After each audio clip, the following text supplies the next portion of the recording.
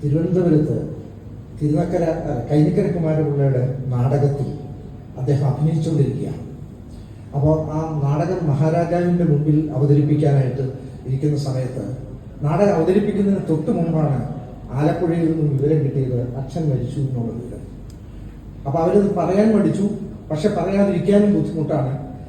അപ്പോൾ കൊട്ടാരത്തിൽ നിന്നും 2 ഉദ്യോഗസ്ഥന്മാർ വന്നിട്ട്, തിരുവനന്തപുരം രാജകൊട്ടാരത്തിൽ നിന്നും 2 പോലീസ് ഉദ്യോഗസ്ഥന്മാർ വന്നിട്ട് അദ്ദേഹത്തോട് പറഞ്ഞു, അങ്ങ് എന്താണ് തീരുമാനിച്ചിരിക്കുന്നത്?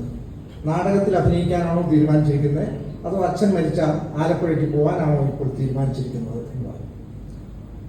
അദ്ദേഹം രണ്ടും പറഞ്ഞില്ല, അദ്ദേഹം നിശബ്ദനായിട്ട് നിന്നു. അപ്പോൾ ആ പോലീസ് ഉദ്യോഗസ്ഥൻ പറഞ്ഞു, എന്നാൽ ഞാൻ പറയാം അങ്ങയോട്, അങ്ങ് ആലപ്പുഴയ്ക്ക് പോകാനാണ് ഇപ്പോൾ തീരുമാനിക്കുന്നതെങ്കിൽ അങ്ങയെ ഞങ്ങൾക്ക് കസ്റ്റഡിയിൽ എടുക്കേണ്ടി വരും.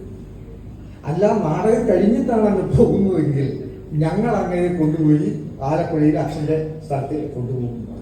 അങ്ങനെ അച്ഛൻ മരിച്ചത് അറിഞ്ഞുകൊണ്ട് അമ്മ നാടകത്തിൽ അദ്ദേഹം അഭിനയിച്ചു എന്ന് മാത്രമല്ല, ഒരു രസം കൂടി അദ്ദേഹം ആത്മകഥയിൽ പറയുന്നുണ്ട്. തിരിച്ച് പോലീസുകാർ കൊണ്ടുപോയി അദ്ദേഹത്തെ, പക്ഷെ കൊല്ലത്ത് അവരെ ബസ് സ്റ്റാൻഡിൽ ഇറക്കി വിട്ടു. അർദ്ധരാത്രി സമയത്ത് ഈ പോലീസുകാര് കൊല്ലം ബസ് സ്റ്റാൻഡിൽ അദ്ദേഹത്തെ ഇറക്കി വിട്ടിട്ട് അവർ തിരിച്ചുപോയി. പിന്നെ വേറെ ഏതോ ഒരു വാഹനത്തിൽ കയറിയാണ് അദ്ദേഹം ആലപ്പുഴയ്ക്ക് പോകുന്നത്. ഞാനിങ്ങനെ ഒരുപാട് കഥകൾ പറയുന്നില്ല.